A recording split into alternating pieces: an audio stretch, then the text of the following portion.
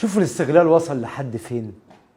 موزع كبير قوي، خلي بالكم بتك على كبير قوي، سيارته محدد سعرها، يعني محكوم وفي رقابة في السوق من الشركة الأم الصارمة جدا.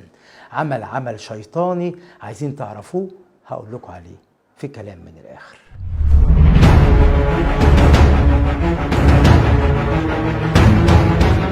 الحكاية من أولها إن موزع سيارة فارهة سعرها محدد ولا نقاش فيه، استلم سياراته وقام بالسير بها عدة كيلومترات وعلق عليها أرقام ولوحات معدنية، عرضها للبيع بسعر كسر الزيرو. صدقوا كام أوفر برايس؟ 700,000 جنيه. هي كده سعرها؟ كده هتاخدها ولا تستنى دورك لما تستلم؟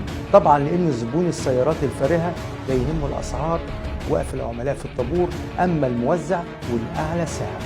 أعتقد إن الفوضى دي هتخف لما تتنظم تسليمات BMW العملاء، وده كلام محترم.